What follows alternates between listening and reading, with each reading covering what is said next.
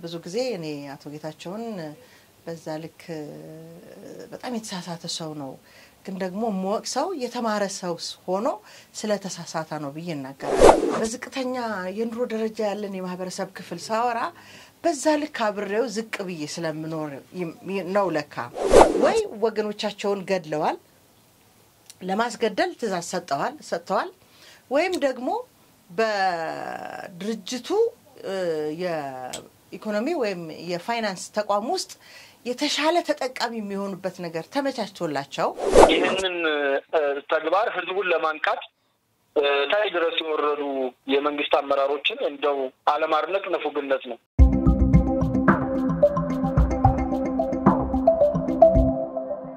ሰላም ጤና ይስጥልኝ እንዴት ሰንብታችኋል ክቡራትና ክቡራን የሐቅና ሳቅ ሚዲያ ተመልካቾቻችን እነሆ በለተሮብ ወደ እናንተ ምናደርሰውን የተለመዱ ፕሮግራሞቻችንን ይዘን ወደ እናንተ ቀርበናል እንግዲህ ከስፍራ የተሰኘው በቴድሮስ አያሌው ከስፍራው የሚያደርሰንን መረጃ ሰዓቱን ጠብቆ ወደ እናንተ መድረሱ ይቀጥላል በዚህ በሰሞኑ የሀገራችን ፖለቲካ ግን የተወሰኑ ሐሳቦችን እኔ ማንሳት ፈለኩኝ ከወደ አማራ ክልል ያለውን አዲስ መረጃ ከማቅረቤ በፊት በተለይ በዚህ በአቶ ጌታቸው ረዳ ሰሞኑን ከፋና ቴሌቪዥን ጋር በሰጡት ቃለ መጠይቅ አንዳንድ ሐሳቦችን ማንሳት ፈለኩኝ ብዙ ጊዜ ከተለመደው እይታችን ሌላ እይታ እንድናይ ወይም ሌላ እይታ እንድናይ የሚያስገድዱ ነገሮች እንዳዲስ ይመጣሉ ከአሁን በፊት ካልኳቸው ነገሮች በተለየ ማለት ነው ብዙ ጊዜ እኔ አቶ ጌታቸውን በዛ ልክ በጣም የተሳሳተ ሰው ነው ግን ደግሞ ሞክሰው የተማረ ሰው ሆኖ ስለተሳሳተ ነው ብዬ እናገራለሁና ያ ያለ ምክንያት አላልኩትም ሌሎቹን በጌታቸው ልክ ወቅሻቸው አላቀም ምክንያቱም እንደው ምንድነው ዳኛው እንኳን የእውቀት ደረጃና የኑሮ ሁኔታ ብቻ አለ በህግ የሚገለጹ ቃላት እሱን ታሳቢ አድርጎ ፍርድ ያቀላል ይባላልና ለጌታቸው ግን ብዙ ጊዜ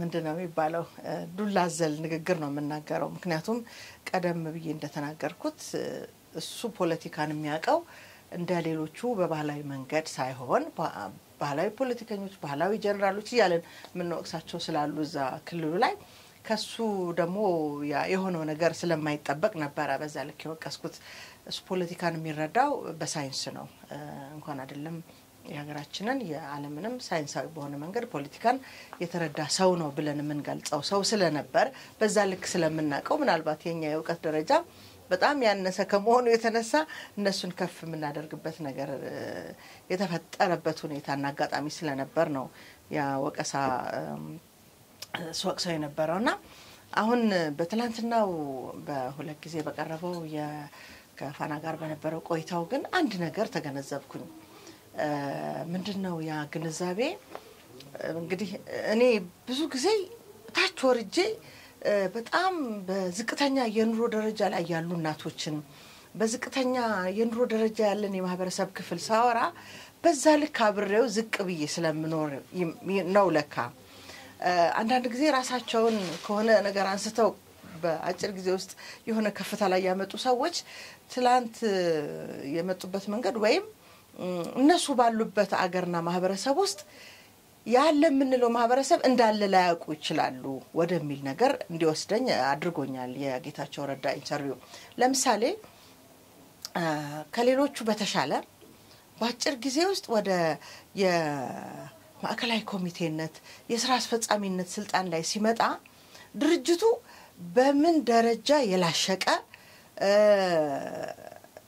ታችኛውን የማህበረሰብ ክፍል የሚያይበት መነጽር የሌለው እንደሆነ ሳይገነዘብ ወደ ከፍታው መጥቷል እንግዲህ እንደሌሎቹ በርግጥ ሌሎቹን በዛ በትንሹ ነገር መጥተው አሁን የደረሱበት ደረጃ ላይ ደረሱ ስንል በብዙ የወንጀል ታሪክ የመጡ ሰዎች ናቸው ለምሳሌ አንድ የማዕከላዊ ኮሚቴ አባል ለመሆን ባጭር ጊዜ ወደዛ ቦታ ላይ መጥቷል ምንላቸው ጌታቸው ወደ ስልጣን ከመምጣቱ በፊት የነበሩ ሰዎች ፖለቲከኞችን ስናስብ ወይ ወገኖቻቸውን ገድለዋል ለማስገደል ትዛዝ ሰጥተዋል ወይም ደግሞ በድርጅቱ የኢኮኖሚ ወይም የፋይናንስ ተቋም ውስጥ የተሻለ ተጠቃሚ የሚሆኑበት ነገር ተመቻችቶላቸው እዛም ለመድረስ የመጡበት መንገድ ድርጅቱ ያነካካቸው ወንጀል ሲኖር ነው ወደ ከፍተኛው የማዕከላዊ ኮሚቴነት የሥራ አስፈጻሚነት ስልጣን የሚመጡት እና አቶ ገብሩ አስራትን አንድ የወቀሰ ሰው አቃለው ለምሳሌ እሳቸው ወደ ትግሉ ከተቀላቀሉ በጣም ባጭር ጊዜ ውስጥ የሥራ አስፈጻሚ ወይ ማዕከላዊ ኮሚቴ አባል ሆነዋል ይላል አንዱ በአንድ ሚዲያ ላይ የሰጠውን ኢንተርቪው አብሯቸው የነበረ ሰው ነው ብዙዎቹ በወቅቱ የነበሩትን የምንድነው የሚሏቸው የፊውዳል ስርዓት አራማጆች የሚሏቸው እንግዲህ አያት ቅድመ አያቶቻችንን ማለታቸው ነው እነሱን በማስገደል ታሪክ ፊት ተሰላፊ ስለነበሩ ለዛው ለታ ነው የማዕከላዊ ኮሚቴ ሥራ አስፈጻሚ ተሿሚ ሆነው የሚቀርቡት ይላሉ እንግዲህ ያብዛኛዎቹ በሁለቱ መንገድ ወደ ሥራ አስፈጻሚነት ወደ ማዕከላዊ ኮሚቴ አባልነት ይመጣል ወይ ወንጀል ከሰራ ወይም ደግሞ በኢኮኖሚው ወይም በፋይናንሱ ሲስተም ባሉ ትልልቅ ድርጅቶች ያለውን የገንዘብ ሲስተም ተጠቃሚ በመሆን ኢቭን ተጠቃሚ ለመሆንም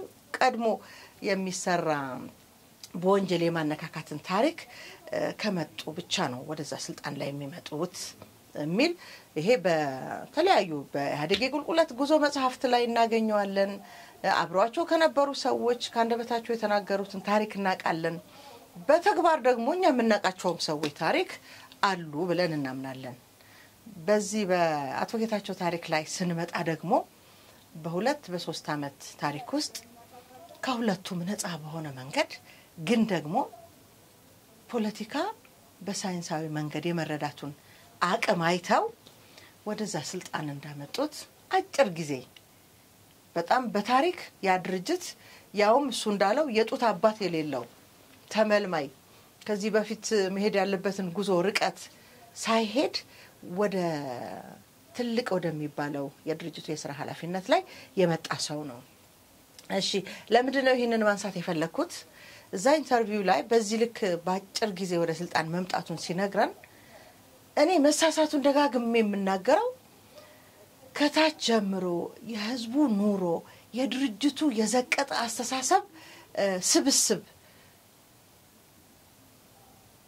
ማህበርን በለው መቼም ፓርቲ ለማለት ይከብዳል ምክንያቱም ፓርቲ የማይገለጽበት ቅርጽ ያለው ፓርቲ ስለሆነ ማለት ነው ምን ያህል የወረዱ የራሳቸውን ክብር የራሳቸውን ጥቅም ሌላ አካል ከጫነባቸው የቤት ስራ ጋር ያገናኙ የየለት ህይወታቸውን የሚመሩ ሰዎች አሉበት በጣም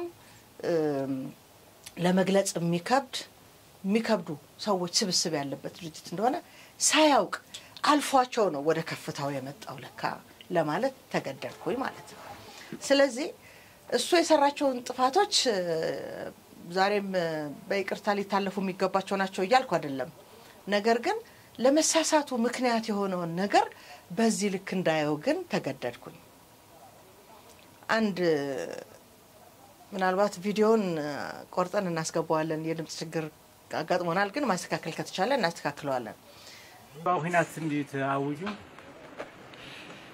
ህዝባው ሁናት ይካደሉ ልካርታም ተሐደህተን ሲዩ ህዝባው ሁናት ይካደሉ ዝሉ መተየለኝ ህዝባው ሁናት ይካደሉ ዝሉ ምክንያት مستهز قويتهم درعلو نايمر حنت فيلر له نايمر حنت فيلر سلازلمبر حزب تግራይ كم تزول كايو قدميت نتقالسي يمرحله مراحز له هزانه حزب تግራይ زقال سنا زلون حزب تግራይ ኮምድማ ተስተጋራለ ስለዚህ ካውዚ ተበጊስ ካ ህዝባው ኺናት አደ بسرون ديفاين ديكونا عزوون كن عوات انت خوينات هزبا خوينات بمنتاي مركع خمنا كايدو انت مريحناتهم كما يكون زمرح قلت هنا كونسيبت كله كونسيبت ساينس انتبابن منطو صبغيو ممياتو صبغيو ساينس انتبابن قد مساراتو تتحساس باي كونسيبت بهال مالك هاي تخوينات كونسيبت يلن ديفاين زي كون خوينات እስካብ ህዝብ ዘሎ ኸይዲ ናይቲ ህዝብን ናይቲ ተጋዳላይን ጥንካረ አውዚ ይጽሕወሎ እዚህ ላይ ተመልሰን ወደ ለህግ ማስከበር ሂደት ውስጥ ወደ በረሃ ወደ ተንቤን በረሃ ሲሄዱ እዛ ያጋጠመውን ታሪክና ወደ ኋላ ወደ 17 አመቱ ታሪክ ተመልሰን አንድ ነገር ማለት ፈልጋለሁ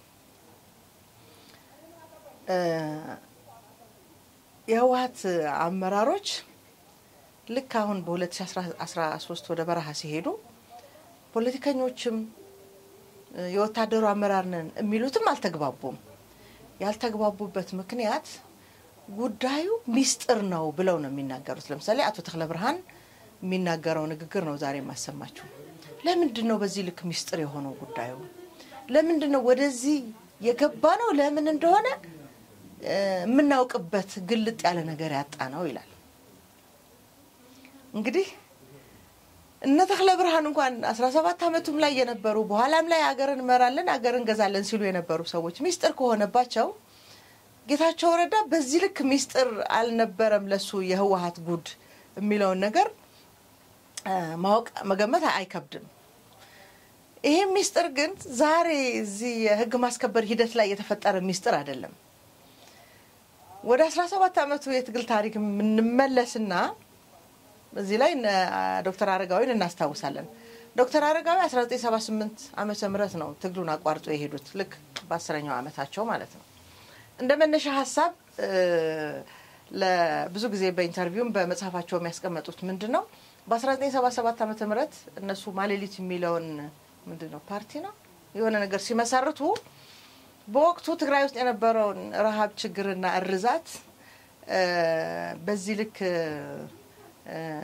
ፓርቲ ለመመስረት ዳንኪራ ውስጥ ገብቶ ለመጨፈር የሚያስችለን ታሪክ የለንም ገና ህዝባችንን ምንታደግበት ህዝባችንን ከታደግን በኋላ ተመልሰን ደግሞ ስለ ፓርቲም ስለ ስርዓቱም ቀጣይነት ምናወራበት ጊዜ አለን ሩቅ አይደለም ይሄንን ህዝብ መታደግ አለብን ሲሉ የህዝባችን ችግር በዚህ የፓርቲ መስረታ ወይም የማለሊት መስረታ ሂደት ነው ችግሩ የሚቀረፈው ወይም የሚቃለለው በሚል ሙግት ውስጥ ነው እንግዲህ መግባባት ስላልቻሉ እሳቸው ትግሉን አቋርጠው እንዲሄዱ ምክንያት ሆነው ማለት ነው እዚህ ተክለ ብርሃን የሚባለው ሰው በዚህ በህግ ማስከበር የ2013 ዓመተ ምህረት ላይ የሚናገረው ነገር ያኔም እኮ ይላል 10 አመት ሙሉ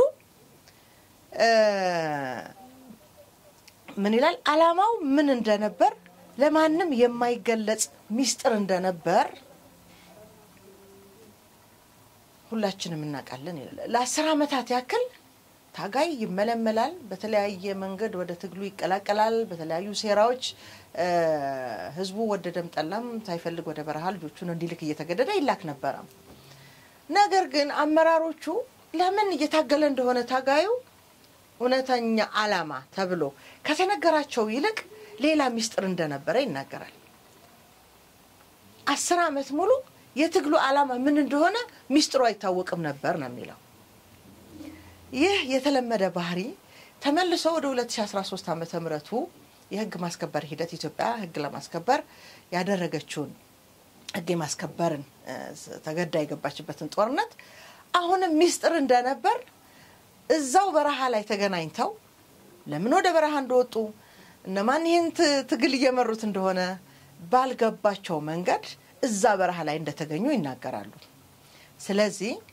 ወዳት ወጌታቸው ለመለስና ይሄ የአቋራጭ በሆነ መንገድ በርግጥ በሳቸው ፍላጎት አይደለም ሂደቱ ድርጅቱ ስለፈለጋቸው ወደ ስልጣን እንዳመጣቸውና ማከላይ ኮሚቴም ስራ አስፈጻሚም ሆነው እንደመጡ የገለጹበት ያጭር ጊዜ ቆይታ በኋላ ላይ ለተፈጠሩት ስህተቶች እኛም ደጋግመን ለወቀስንበት ስህተት መነሻ ምክንያት እንደሆነው ገብቶኛል ለማለት ፈልጌ ነው በነገራችን ላይ ሁለት ጀነራሎች እንደ ወንጀለኛ ተደርገው ተገልጿል እዛ ኢንተርቪው ላይ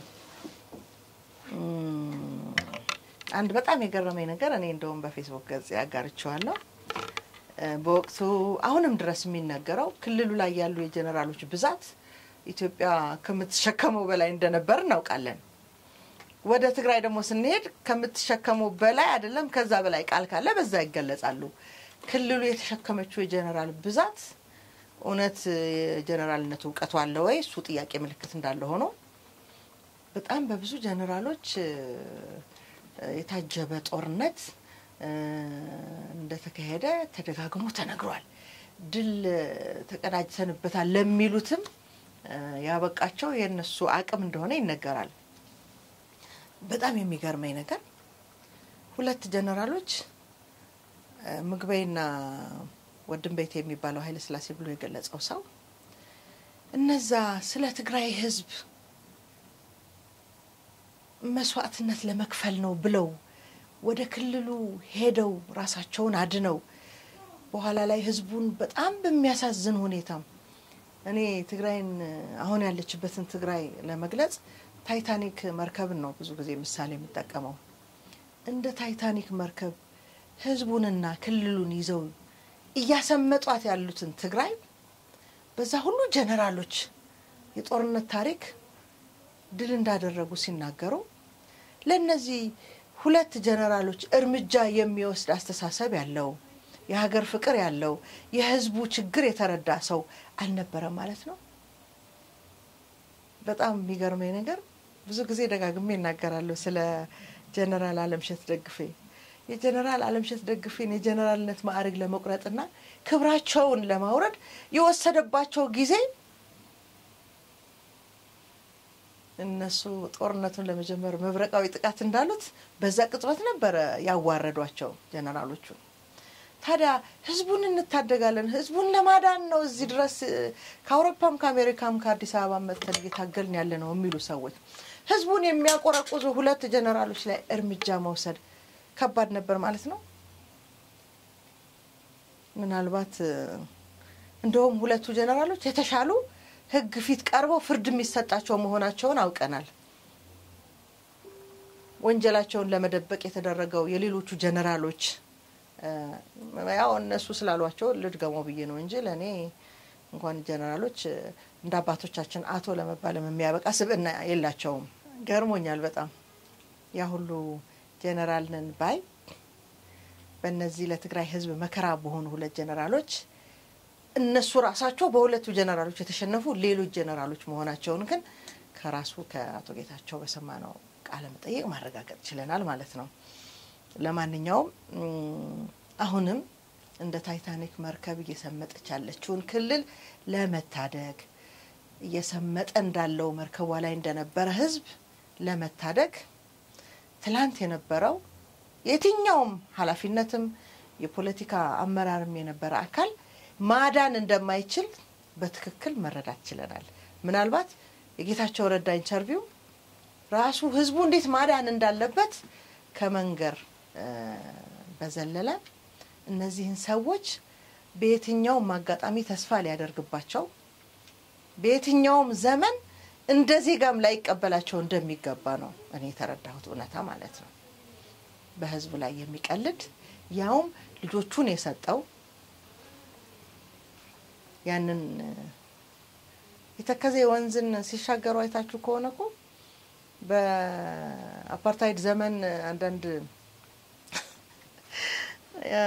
ይገርማል በአራት ሰዎች ተሸክመው እንዴት እንዳሻገሯቸው ያንን ተከዘ ወንዝ ቪዲዮን ምናልባት ሌላ ጊዜ አቅርበው ከነበረ አይታችሁታል ብዬ ተስፋ አደርጋለሁ እዚህ ህዝብ ላይ ነው እንግዲህ ሁለት ጀነራሎች ተተሰሩ እየተባለ እያተወራ ያለው እነዛ ሌሎች ጀነራሎች እነዚህን ሁለት ጀነራሎች ላይ እርምጃ መውሰድ አልቻሉም ለምን እውነቱን እንነጋገር ከተባለ ሁሉም አንድ አይነት ሰዎች ስለሆኑ ማለት ነው እኔ እንግዲህ በዚህ ልክ ያቶ ጌታቸውን ኢንተርቪው ተረድቻለሁ ከምንም ነገር በላይ ዛሬም ከትላንትናው መልከታዬ ምናልባት ከዚህም በኋላ በዚህ ልክ ደፍረው ወጥተው መናገር መጀመራቸው ደስ ብሎኛል አንድ በጣም ብዙዎች የለውጥ ደጋፊዎች ወይም እየደረሰ ያለው ጥፋት በራሱ በክልሉ ቀድሞ በነበሩት ገዢዎች ነው ብሎ የሚያምን ደፍሮ እውነታውን በተናገረ ቁጥር በጣም ባስከፊ ሁኔታ ውስጥ ያለው ህዝብ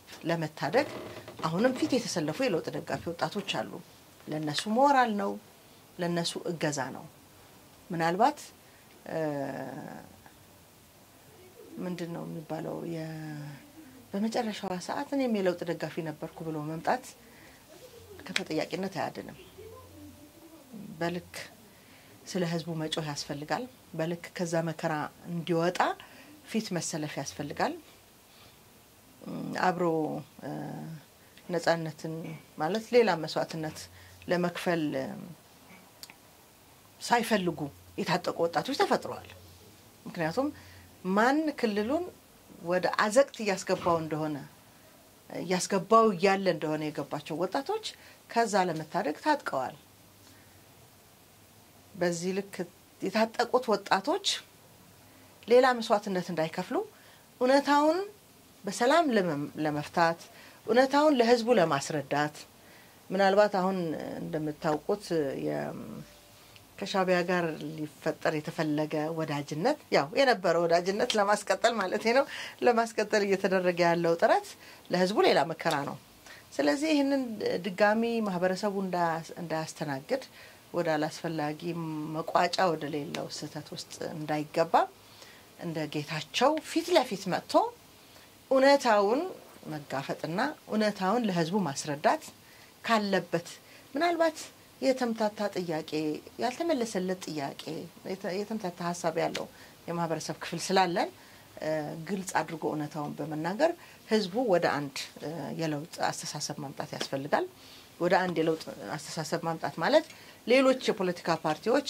ድሉን ተጠቅመው ለህዝቡ የሚያስፈልጋውን ሐሳባቸውን በነጻነት ለማስረዳት መድረኩን ለመፍጠር ከህዝቡ ጋር ለመወያየት ባጭር ጊዜ ለውጥ ለማምጣት ስለሚጠቅም ለክሳቸው እንደደፈሩት ብዙ ትንሽ ነገር ልናገር ይሄንን በመናገሩ የክልሉ ህዝብ ሚስጥር እንዳወጣ ሌላ የፖለቲካ መጫወቻ ሜዳ ወይም ካርታ ሊጠቀሙበት የፈለጉ ሰዎች አሉ ሌቦችን ማጋለጥ ወንጀለኞችን ወደ ህዝብ ለማቅረብ ኡነታውን መናገር ከየትኛውም የሀገር ሚስጥር ጋር አይገናኝም እንደውም የጥቂት ሰዎችን ሚስጥር ለመደበቅ ሲባል ያለቀ ያለው ህዝብ መነሻ ምክንያት እንደሆኑ ማወቅ ያስፈልጋል ግን ያው ሁሉ ጊዜም እንደምንለው ህዝቡን ለመታደግ በሚመጡ ሐሳቦች ተቃራኒ የሚመጡ ሌሎች የተቃወሙ ሐሳቦች ስራቸው ነው ብዬ ስለማምን እኔ በምን ያህል ልክ ስራቸውን ልክ እንዳልሆነ ማሳየት ነው እንጂ የሚጠበቅብን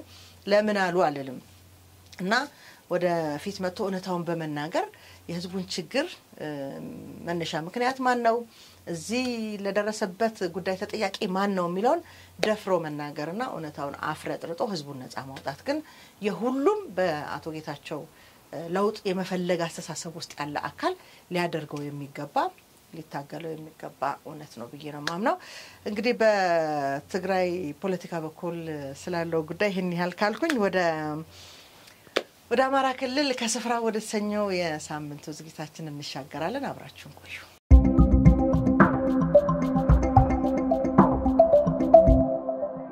እንግዲህ ከወደ አማራ ክልል ያለውን ሁኔታ ደግሞ የሚያስረዳን እዛ ያለውን ሁኔታ ያየውን የተመለከተውን ያጠናውን የደረሰበትን የሚያጋራን ቴድሮስ አያሌው በስልክ መስመራችን ይገኛል እንግዲህ እንደሚታወቀው ያው በተለያዩ ሚዲያዎችም ያየን እንደነበረ የተለያዩ በጽንፈኛው ጎራ ተሰልፈው ህዝቡን ወደ አላስፈላጊ ሁከትና ብጥብጥ ሲያስገቡት የነበሩ እጃቸውን እየሰጡ ስላሉ ወጣቶች የሚያጋራን ይኖራል ሄሎ ቴድሮስ ሰላም አቤ እንደምን አለሽ ሰላም ደህና ወደ ሀቅና ሳቅ ሚዲያ ተከታታዮች ቤተሰቦች እንደምን አላችሁ ሰላም ነን እንግዲህ ሰሞኑን ደስ የሚል ምንድነው የሰላም ንፋስ የሚታይበት ነገር እየተፈጠረ እንደሆነ ያያየን ነው በተለይ እጃቸውን እየሰጡ ስላሉት ወደ ሰላማዊ ህይወት መመለስ እንፈልጋለን ስላሉ ወጣቶች ሁኔታ እስቲ ግለጽልን መልካም አቤ ያው እንግዲህ እንደገለሽው የሰላም መጥፎ የጦርነት ጥሩ የለውም ነው የሚባለው በምን መልኩ ሰላምን የመረጡ ሁሉ የሰላም አሳደሮች ናቸው የጀግኖች ናቸው ደግሞ እንደዚህ ሁኔታዎችን አይቶ ሲመለስ ጥሩ ነገም ደግሞ ለዛ ጥፋት የማይዳረግበት ምክንያቱም ጥፋቶችን አይቶ ስለሆነ የተመለሰው ወደ አስተማማኝ ማለት ተጠፍቶም ተቆጭቶም መስሎትም ሄዶ ነገር ግን ያሰበውን ሌላ ያገኘው ሌላ ነገር ሆኖ ሲያገኘው ያው እንደዚህ ብሎ የተመለሱ ሰዎች ካሳዩ እንትን ከሚሉት አይተው የተመለሱ ሰዎች ለሰላም መጽናት ትልቅ ትርጉም አለው እና ሰሞኑን በአማራ ክልል በተለያዩ አካባቢ በርካታ ወዶ ገቦችና እንዲሁም ደግሞ ባውደ ውጊያ በጀግና ኢትዮጵያ መከላከያ ሰራዊት በክልሉ የጸጥታ ኃይል ክልፊት በውጊያም ተይዘው የገቡ ምርኮኞችም አሉ። በዚህ አብዛኛው ግን የሚበረክተው ወዶ ገቡ ነው። እንግዲህ ባሳለፍነው ሳምንትም ያው እርስ በርስ ፍልሚያው ነበር። ያንዱ ጎራ ወደ አንዱ ጎራ እሱ አለ። ሌላው እንደገና ደግሞ ጦርነቱ በራሱ ይሄ ግጭቱ ረጅም ጊዜ ከመውሰዱ የተነሳ በዚህ የመሰላቸትና ጦርነትን የመሸሽ ነገር ታይቷል። በዚህም በተለያዩ የአማራ ክልል የተለያዩ ወረዳዎች የተለያዩ ዞኖች እንደየአካባቢው በርከት ብለው ሰላምን የፈለጉ ሰላምን የመረጡ ወዶ ገቦች የገቡበት ሁኔታ እንዲሁም ደግሞ ከጸጥታው ኃይል ጋር በመቀናጀት የጀግና ኢትዮጵያ መከላከያ ሰራዊታችን በተጠና ኦፕሬሽን ደፈጣ በመያዝ በሰሜን ሸዋ በደቡብ ጎንደርም የያዛቸው የጽንፈኛ ቡድን አባላት እንዳሉ ይታወቃል። እንዲሁም በተጠና ኦፕሬሽን ለበርካታ ጊዜያት ጽንፈኛ ቡድን ሲንቀሳቀስባቸው የነበሩት ከፍተኛ ገዢ የተባሉ መሬቶችን ተከተ የተቻለበት ሁኔታና አሁን ይሄ ጽንፈኛ ቡድን መዳረሻቶ በተለያዩ አካባቢዎች እየባዘነ እንደሚገኝ የግንባር መረጃዎች አሉ። እነዚህ ማሳያዎች ካምባሰል የለቀቀው የነ ድርሳን ብርሃኔ ቡድን የማለትም የነ ምሬ ወዳጆ ቡድን እየባዘነ ያለበት ሁኔታ እንዲሁም ደግሞ በነ ኮሎኔል ፋንታውን ሙሐቤ ተይዞ የነበረው የዳውንት ኩርባ አካባቢ በጀግና ኢትዮጵያ መከላከያ ሰራዊታችን የተያዘና የነ ፋንታውን ቡድን ከውጊያ ይልቅ ፍርጠጣን መርጦ ወደ ታች ጋይንት ንፋስ መውጫ የሸሹበት ሁኔታ እንዳለ ነው የፍለፊት መረጃ። በተጨማሪም በተኩለሽና በተለያዩ አካባቢዎች በቃሊም በበቅሎ ማነቂያ አካባቢ የነበረው የጽንፈኛ ቡድን ጦርነትን እየሰለቸ እየፈለሰ እየጠፋባቸው ጭምር እንዳለ የነምሬ ቡድን አብዛኛውን እየኮበለለና እየጠፋባቸው እንዳለ ከስፍራው የተገኘ መረጃዎች አሉ። ከዛውጭ በሰሜን ሸዋ በበርካታ አካባቢ በተለይ በዚህ በአራርቲና በከሰም አካባቢ የነበረ የጽንፈኛ በተለይ በደሳለኝ ሲያስብ ሸዋ የነበረው ቡድን የፈረሰ መሆኑንና በመከታውን በኩል ያለው ቡድን ጦርነት ከመሰልቸት በተለይ በመራቤቴ በሚዳወረሞ አካባቢ እጅ እየሰጠ እንደሚገኝ ከስፍራው የተገኘ መረጃ አለ። በጎጃም በኩል ያለው የነ ዘመነ ካሴ የነ ማስረሻ ሰጤ ቡድን እርስ በርስ ከመበላላትም አልፎ አሁን በጀግና ኢትዮጵያ መከላከያ ሰራዊት በተጠና ኦፕሬሽን እንዲሁም በድሮን እየተመቱ እና አሞራሲያው ድሮን መታ ያሉ በመውጫ ያጡበት ሁኔታ እንዳለ ነው ከስፍራው ያለ መረጃ። አሁን ጽንፈኛ ቡድን ሳይበር ላይ ነው ያለው። ሳይበርም ላይ ቢሆን እንዳየሽው ያው ዙሮ ሳይበሩም በሁለት በሶስት ጎራ ተከፍሎ ያም የራሱን እየባዘነ ያለበት መሬት ላይ ያለው ነገር በሚገርምሽ ሁኔታ ሳይበር ላይ አለ። በቃ ይሄ መባዘን ይሄ በጦርነት የመሸነፍ ስሜቱ ጦርነቱን ሳያስቡት መጀመራቸው የዝም ብሎ የሞቅታ መሆኑ ከኛ ይልቅ እነሱ ሲናገሩ ስለሚሻል ያው እኛ እንደ የገጠምንም አካሎችን ስለሆነ ብዙ ጊዜ እንትን ይላሉ። ነገር ግን በራሳቸው ፍልሚያ ከፍተው በሳይበርም እየተዋጉበት ያለ ሁኔታ ነው ያለው እና መሬት ላይ ያለው ወዶ ገብ በርካታ ነው። በደቡብ ወሎ ዞን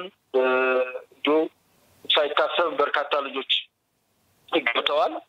በተለይ በቦረና በሳይንት አካባቢ ሲንቀሳቀስ የነበረው የጽንፈኛ ቡድን ከነጀሌዎቹ የገባበት አመራር ከነጀሌዎቹ እንዲሁም ብሬኖችን ይዞ ክላሽ ተተኳሾችን ይዞ የገባበት ከእንደገና ደግሞ ከኩታበር አቅጣጫ ከጽንፈኛው ጋር ተማርኮ ትላንትና የደቡብ ወሎ የለጠፈው ነበረ።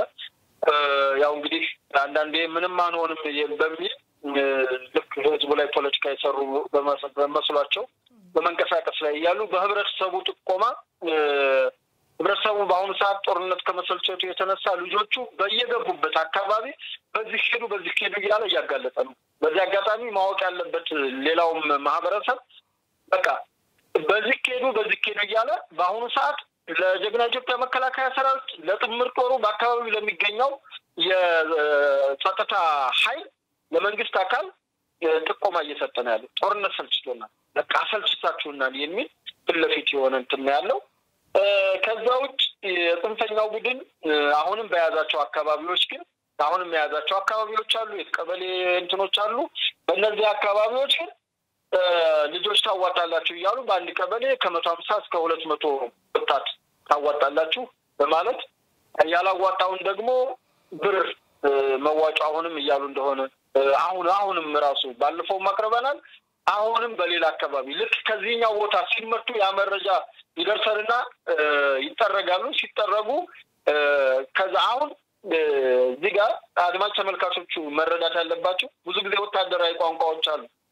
ተደመሰሱ፣ ፈረሱ የሚለው ቃል ከይሚታቸው ነው። ከዚህ ይዋጉ መጥተው ለመዋጋት አስበው አንድ ሁለት ሲተኮስባቸው ይበተናሉ እና የመበተናቸውን ነገር ነው እንጂ ያ ማለት በዜሮ በቃ ድምጥ ማጣቸው ጠፍቷል ወይም አልቀዋል ማለት ግን አይደለም። በቃ የሆነ ቦታ ሊያጠቁ ይመጡና አስበው ተቀናጅተው ይመጣሉ። ነገር ግን አንድ ሁለት ቅንቡላት ወረወር ወይም የሆነ ነገር ከነሱ ቶክስ በላይ ሲገጥማቸው የመበተን ነገር አለ እና ይሄን ለማለት እንደሆነም እንዲታወቅ እፈልጋለሁ።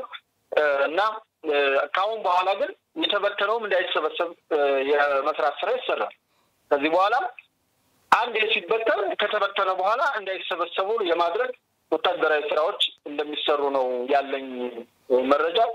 ሌላው ራሱ ህዝቡም እየጠላቸው ስለመጣ አላማቸውንም ተግባራቸውንም ሁሉንም ነገር ያወቀው ስለመጣ በአሁኑ ሰዓት ህዝቡ በራሱ እየታገለ ያለበት ሁኔታ የመንግስት አካል አሁን ከቀበሌ ድረስ ወርዶ ማወያየታቸው የጠቀመው ምንድነው? ቢያንስ ይሄ ፕሮፓጋንዲስት ቡድን ነበር እያለ የነበረው አንድ አሙስ ቀርቶታል፣ መንግስትን ጨርሰነዋል፣ የመግፋት ጉዳይ ነው፣ ደም ብልጽግና ቢባል መንግስት የለም አይነት ነገር የማለት ፕሮፓጋንዳ ይመስላል ነበረ። ነገር ግን መከላከያ ወደ ቦታው ሲሄድ ወይም የጸጥታው ቡድን የጥምር ጦሩ ወደ አካባቢው ሲንቀሳቀስ ጥላውም እንኳን የማይገኝበት ሁኔታ ሲታይ ህዝቡ ባልሆነ ፕሮፓጋንዳ መሸወዱ ገብቶት መንግስት ጎን ለካም መንግስት አለ መንግስት አቀማለው የሚለውን ነገር ያወቀበት ሁኔታ የጥፋት እጆች እና መዘዞቻቸው የሚለው የዶክመንተሪ ፊልም ያው በሌላው አማራ ክልል በሚገኙ የገጠር ቀበሌዎች የከፍተኛ የመንግስት አመራሮች በዚህ አጋጣሚ እንደው ውሳኔ ወስነው ይሄንን ተግባር ህዝቡን ለማንቃት ታይ ድረስ የወረዱ የመንግስት አመራሮችን እንደው አለማድነቅ ንፉግነት ነው እና ይሄንን ያደረጉ ለሚገኙ የመንግስት አመራሮች በእውነት ክብር ይገባቸዋል። ምክንያቱም በርካታ ነገሮች እየተባሉ ብዙ ጅምሮች እየተወራ በዛ ሁኔታ በጣም ሪሞት ኤሪያ የሚባሉ የገጠር ቀበሌዎች ድረስ ወርደው ይሄንን መንግስት ማነው ህዝቡ ለሌላ ተጨማሪ ጉዳት እንዳይዳረግ ጦርነቱ ያስከተላቸው ይሄ ግጭት ያስከተለውን ጉዳይ ለህብረተሰቡ ለማንቃት የተሄደበት የህብረተሰቡን ለማወያየት ህብረተሰቡ ላይ ውሳኔ እንዲመጣ ለማድረግ የተካሄደበት አካሄድ ስታዩ የመንግስትን ሆደ ሰፊነት እና የመንግስት አመራሩን ጥንካሬ ያሳያል። በዚህ እውነት ለመናገር ምስጋና ይገባቸዋል። ያው ስራቸው አይደለም ወይ ምናምን ለሚል ሊኖር ይችላል። ነገር ግን ይሄ ጥፋት ቡድን ከሰራው ፕሮፓጋንዳ አንፃር ከሰራቸው ምስሎች አንፃር ይሄ የመንግስት አካል በተለይ ከፍተኛ አመራር ከቀበሌ መዋቅር ታች ጎጥ ድረስ ወርዶ ማወያየቱ እንደገና ጽንፈኛው ቡድን ለበርካታ ጊዜ ይዟቸው ከነበሩ ቦታዎች ድረስ ወርዶ ነው እየሰራ ያለውና ስለዚህ ምስጋና ይገባቸዋል። ይበርቱ ነው የምንለው። ከሰሩ እናመሰግናለን። ደግሞ ካልሰሩ ያው እንግዲህ በአቅማችን ማሳየት ነው፣ ለህዝቡም ለመንግስትም ማሳየት ነው። የጥፋት ካለ የምናሳይ ይሆናል። ነገር ግን የጦርነቱን በመሰልቸት እንዲሁም ደግሞ የሰላም አማራጭን በመፈለግ በርካታ ወዶ ገቦች በአሁኑ ሰዓት በአማራ ክልል በተለያዩ አካባቢዎች እጅ እየሰጡ ይገኛሉ።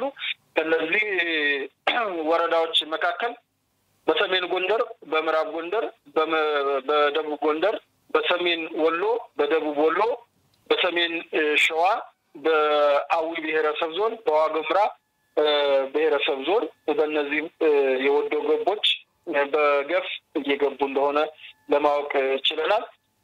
ለበርካታ ጊዜ ተይዘው የነበሩ የገጠር አካባቢዎችና ወረዳዎች የመከላከያ ሰራዊትና የክልሉ የጥምር ጦር ያው አዳዲስ ቦታዎች እየተያዙ መሆኑን ሌላው በለፈው ፕሮግራማችን እንደተናገርነው የሚኒሻዎችን ማሰልጠን በተለይ ጀግና ኢትዮጵያ መከላከያ ሰራዊት ጎን ለጎን የሰው ሀብት እያፈራ ነበር። የራሱን አቅም ያጎለብታል። ከእንደገና ደግሞ ሚኒሻዎችን እለት ተዕለት ያሰለጥናል። ሁሉም ያሉበት በየክፍላቸው የማሰልጠን የስልጠና የማቴሪያል ድጋፍ እያደረገ ነበር። አሁን ይሄ የሰለጠነ ሚኒሻ በየአካባቢው የገባ ሰላም እያስከበረ መሆኑን እንዲታወቅ ሌላው ለ33ኛ ዙር የሰለጠነ የፖሊስ ሰራዊት በከተማ የሚገኝ የስርቆት የሌብነት የዘረፋን እሱንም የጸጥታውን እገዛ ስራዎች እየሰራ እንደሆነ መታወቅ አለበት። የአድማ መከላከል በገፍ እንግዲህ መግባቱ ይታወቃል።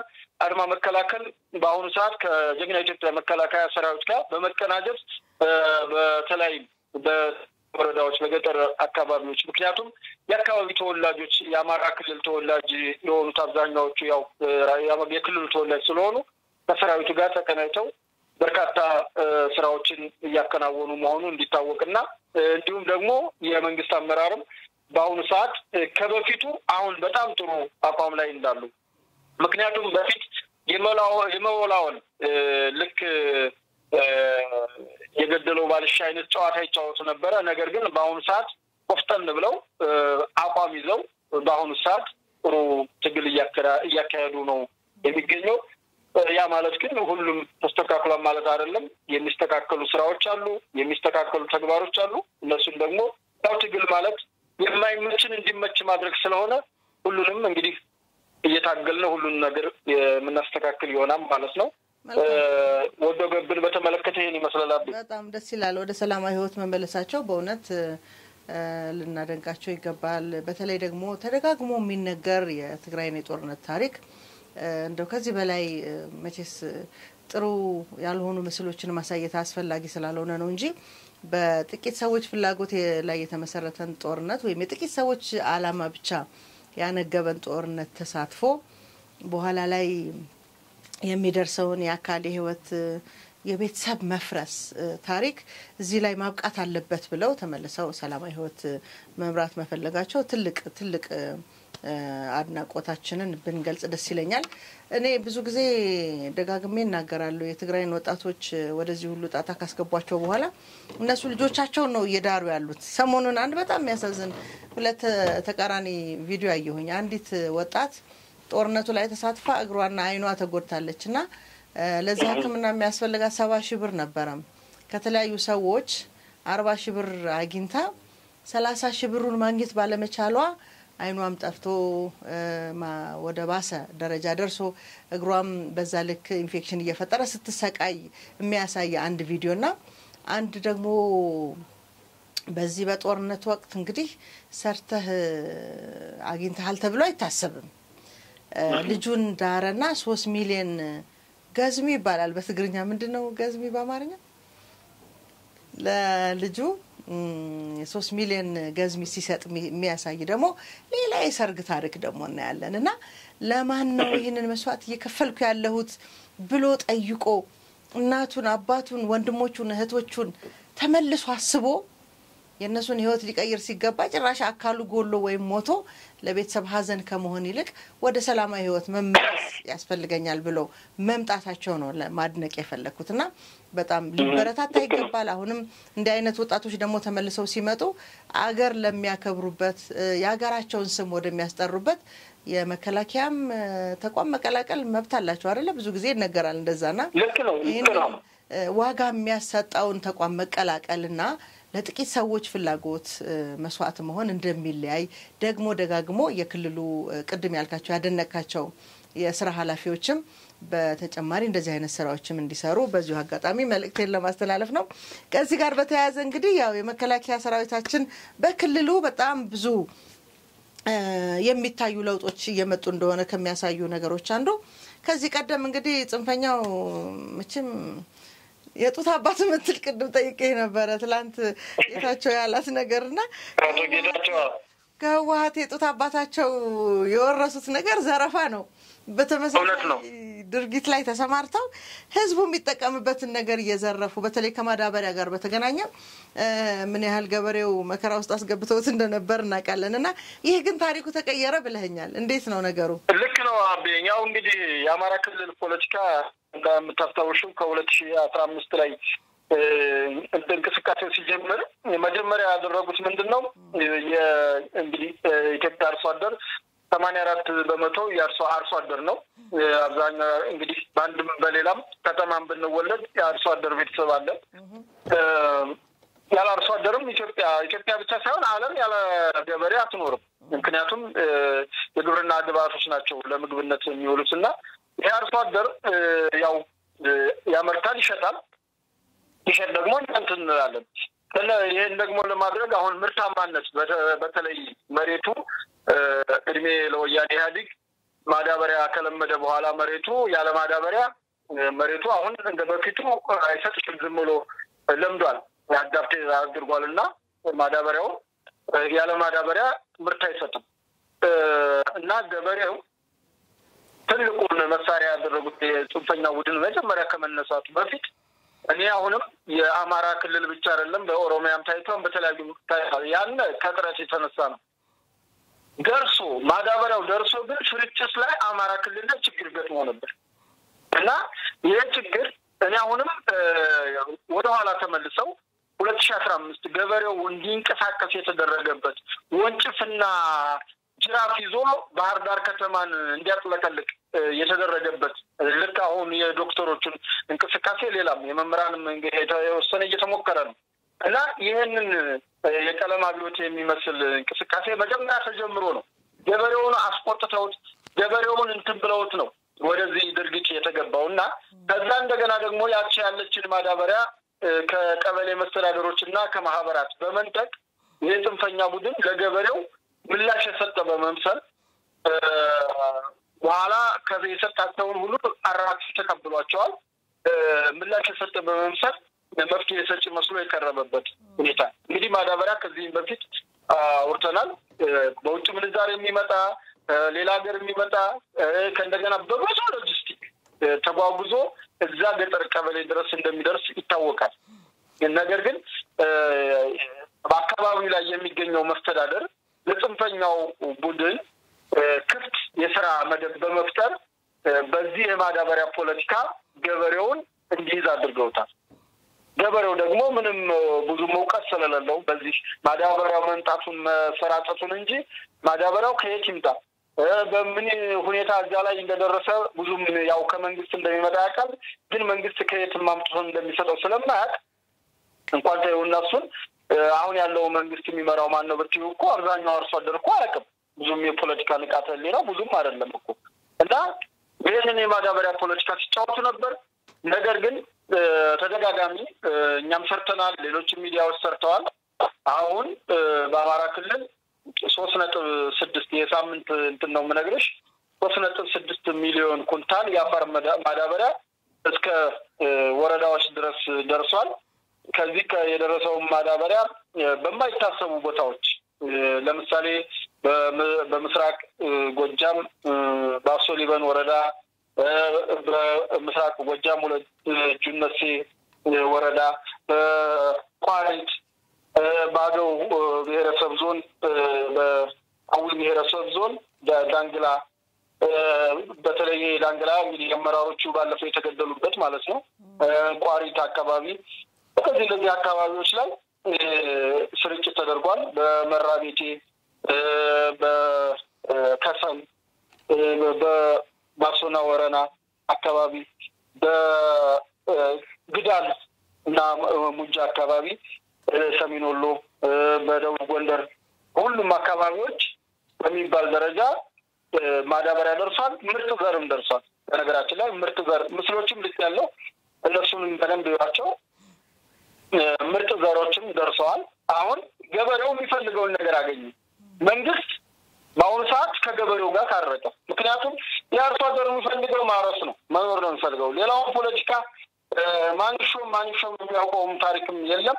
ያው ብዙም እዛ ላይ ብዙም አይደለም። በቃ ለምን እንዳስጨውት ይታወቃል። ምን አሳጥተውት እንዳስጨውት ይታወቃል። አሁን ደግሞ እነሱ የመፍትሄ አካል መስለው መጥተው እንትን ያሉት ይታወቃል። ነገር ግን የክልሉ መንግስትም የፌዴራል መንግስትም ተረባርበው ይህንን ማዳበሪያ ቦታው ድረስ ስፍራው ድረስ እንዲደርስ ማድረጋቸው በተለይ ደግሞ አሁንም በሰገነው ጀግና ኢትዮጵያ መከላከያ ሰራዊት ነው።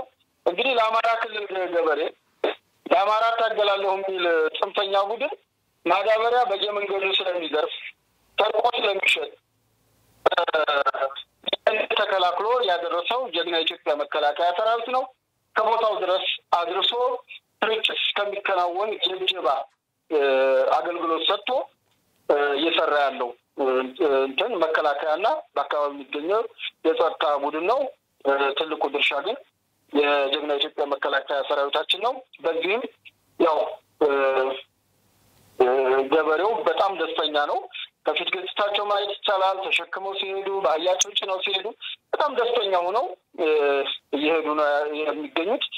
ለዚህም ያው እንግዲህ ጥሩ ስራ ተሰርቷል ማለት ይቻላል እና ማዳበሪያ ስርጭቱ በሁሉም አካባቢዎች ዞን ላይ ደርሶ ነበር። ከዞን ደግሞ ከወረዳዎች አልፎ ያው የቀበሌ መዋቅር አለ። እስከ ቀበሌ መዋቅር ድረስ ደርሶ በአሁኑ ሰዓት ከፍተኛ ገበሬው አርሶ አደሩ ከፍተኛ ደስታ ላይ ይገኛል። እናመሰግናለን እና የማዳበሪያ እንትኑ ይሄን ይመስላል። በጣም አመሰግናለሁ። በመጨረሻ የማቀርበው በደሴ ከተማ የመላው አማራ ጨዋታዎች በደሴ ከተማ እየተካሄደ እንደሆነ ይታወቃል። ውድድሩ ከግንቦት 3 እስከ ግንቦት 14 ነው መርሃ ግብሩ። ስፖርት ለሰላም ሰላም ለሁሉም በሚል ነው ስፖርታዊ ውድድሩ የሚካሄደው።